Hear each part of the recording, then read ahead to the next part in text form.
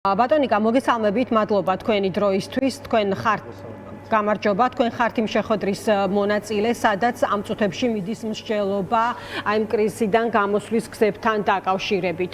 მოდი გითხარით პირველ რიგში თქვენი შეფასება და წუხილი რა არის არსებულ ვითარებასთან დაკავშირებით და შემდეგ უკვე დაგისვამთ კითხვებს ამ შეფასებიდან გამომდინარე. მოგესალმებით, მადლობა მოწვევისთვის.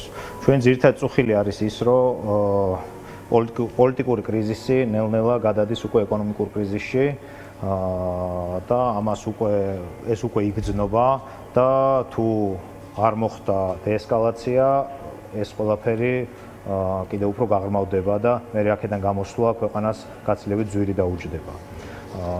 ეს ჩანს უკვე წვრილ და საშუალო ბიზნესზე, ეს ჩანს უკვე სასტუმროს ბიზნესზე, ეს ჩანს უკვე სარესტორნო ბიზნესზე და ნელ-ნელა, როგორც გითხარით, ეს გადავა უკვე მსხვილ ბიზნესზეც და სწორედ ამას განვიხილავთ დღეს Free Business პლატფორმასთან ერთად, რომელიც ერთი თვეა უკვე შეიქმნა 2400 კომპანიაზე მეტი გაწევრიანდა მასში და სწორედ ამ კონფერენციას მასპინძლობს დღეს ეს პლატფორმა, სადაც ამ ყველაფერზე გვექნება საუბარი.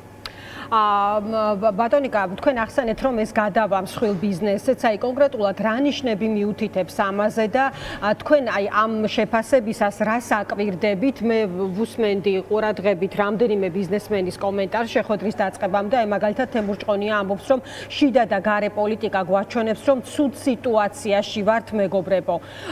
აი ამ ვითარებაზე რისი თქმა შეგიძლიათ კონკრეტულად რა ფაქტორები მოქმედებს ბიზნესზე ამ შემთხვევაში და კონკრეტულად თქვენ მაგალითსაც რომ გითხრათ. შეხედეთ, საქართველოს კრიზისში ყოფილა პოლიტიკურ და ეკონომიკურ კრიზისებში, მაგრამ ხშირად ეს კრიზისი იყო გარე ფაქტორებისგან გამომდინარე და არ იყო განპირობებული ესე შიდა ფაქტორებით. დღეს გვაქვს სრულიად შიდა ფაქტორებიდან გამომდინარე კრიზისი, ხო?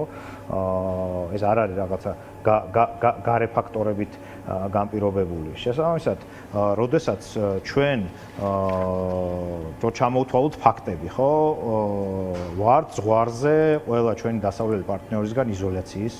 ყველა ჩვენი დასავლელი პარტნიორმა ძირითადებმა შეგვიჩერეს საგრანტო თუ სასესხო დაფინანსებები.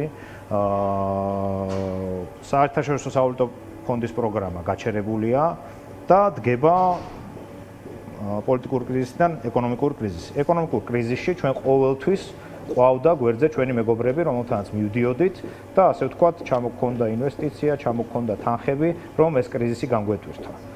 ეხლა სამწუხაროდ რო ვიზოლირდებით, ხო? მათთან მისასვლელი გზებიც იკეტება. და შესაბამისად, როდესაც ეკონომიკური კრიზისი გამწვავდება, ხო? ქვეყანას აღარ ექნება ის ბალიში, რომლითაც სარგებლობდა ხოლმე სხვა კრიზისების დროს. და როგორ უნდა გავმოხტოთ მე ეკონომიკური კრიზისი და როგორ უნდა ამოვიდეთ, ხო? ამაზეა. ეს არის ძირითადი კითხვა. ასევე ლარზე წნეხთან დაკავშირებითაც მინდა კითხოთ ბატონიკა, ვიცი რომ ყველა ბიზნესმენს აქვს წუხილი ამასთან დაკავშირებით რა ბედიელის ლარს კონკრეტულად, ამაზე რისი თქმა შეგიძლიათ, აი რა ფაქტორებმა შეიძლება იქონიოს გავლენა, აი თქვენი ხედვა რა არის ამ საკითხთან დაკავშირებით? რა განაპირობებს გარკვეულ შიშებს ლართან მიმართებით?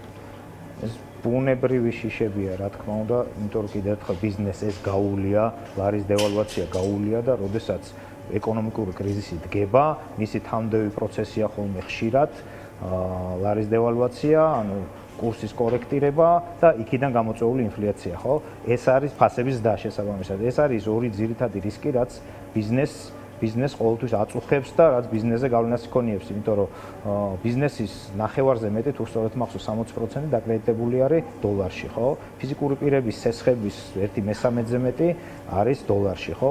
ლარის დევალვაცია შესაბამისად გავლენას იქონიებს თითოეულ მოსახლეზე, არა მარტო ყველა ბიზნესზე და დღეს სწორედ ეგ საკითხიც იქნება ერთ-ერთი განხილვის ნაწილი. ბატონიკა, ასევე მექნება კითხვა ვითარების განმუხტვის გზებთან დაკავშირებით. ამაზე რისი თქმა შეგიძლიათ? აი რა არის თქვენი ვერსია ამ მიმართულებით კონკრეტულად? რა სიტყვით? აი რას შეუძლია თქვენი წარმოდგენით ახლა ქვეყანაში არსებული ვითარების განმუხტვა? ვითარების დეესკალაცია არის აუცილებელი. დეესკალაციის გზა Free Business-ის პლატფორმამ და მასზე შეერთებულმა ხალხმა თქვა, რომ ეს არის ახალგაზრდების გამოშვება და შესაბამისად ლოგიკურია ახალი არჩევნების ჩანიშვნა. ჩვენ free business-ში მონაწილე ხალხი არ ვიძახით არჩევნები გაყავდა, არ გაყავდა, ეს არ არის, ასე ვთქვათ, ჩვენი დისკრეცია, რომ ამაზე ვისაუბროთ. უბრალოდ ეგეთ დროს, ეგეთი კრიზისის დროს ლოგიკური და რაციონალური განმუხტვის საშუალება შეიძლება იყოს ახალი არჩევნები ქვეყანაში. კი ბატონო. დაუბრუნდეს ქვეყანა იმ ვექტორს, დაჯდეს მაგიდაზე დასავლელ პარტნიორებთან და რაღაცეები ახალი ფურცლიდან დავიწყოთ სამწუხაროდ მოგვიწევს. და ნიკა ხედავს ახლა ბიზნესი ამგვარ შესაძლებლობასთან, ამის დაშვებას, შესაძლო დაშვებას ხელისუფლების მხრიდან. აი, თუნდაც დღევანდელი შეხვედრა რისი გამოძახილია, რომ ხელისუფლება რაღაც ასხივებს გარკვეული დათმობის სურვილს თუ არა. და საჭიროა რომ კიდევ უფრო ხმამაღლა ითქვას საქმე. ეს არის გამოძახილი იმ პროტესტის, რაც ჩვენ თითოეულ მოქალაქეს გვაქვს, ბიზნესიც ხო მოქალაქეებისგან შედგება არა, ჩვენ თითოეული ამ ქვეყნის მოქალაქე პირველ რიგში და მეორე ბიზნესმენები და ჩვენ თითოეულ მოქალაქეს, რომელიც 50 დღეზე მე მგონი 51 დღეა დღეს ვდგევართ და ამას ვითხოვთ და ძალიან დიდი იმედი გვაქვს, რომ მოქალაქეების თავისუფლების მოყვარული მოქალაქეების ხმა გაგონილი იქნება ძალიან მალე. კი ბატონო, და ნიკა ბოლო კითხვას დაგისვამთ, ეს შეეხება აი დღევანდელი შეხვედრის მთავარ თემას სწორედ არსებული კრიზისის მოსალოდნელ ეკონომიკურ შედეგს. ანუ რას ფიქრობთ ხელისუფლების პოზიციის და რიტორიკის შესახებ? ეს საჯარო წყაროებითაც ხელმისაწვდომია, ასევე ჩვენ ვნახეთ დიდი შეხვედრა, რომელიც ჩატარდა ქართული ოცნების ხელისუფლებასთან. რამდენად ხედავთ შესაძლებლობას, რომ მოხდეს აი ამ წინადადებების გათვალისწინება, რაზეც იქნება ახლა საუბარი აი მიმდინარე შეხვედრაზე. ეგ მათ უნდა კითხოთ ალბათ, ჩვენ ბიზნესმენები ამაზე ვსაუბრობთ და ამ საკითხს ვაყენებთ. ახლა მოხდება თუ არა გათვალისწინება, ალბათ მათთან არის ეს კითხვა, სამწუხაროდ ჩვენთან არ არის. კი ბატონო, დიდი მადლობა. მადლობას გადაგიხდით, აღარ დაგაყოვნებთ. ბოდიშს გიხდით, რამდენიმე წუთით დატოვა ნიკოლოზ გამყრელიძე მიმდინარე შეხვედრა შეერატონში, სადაც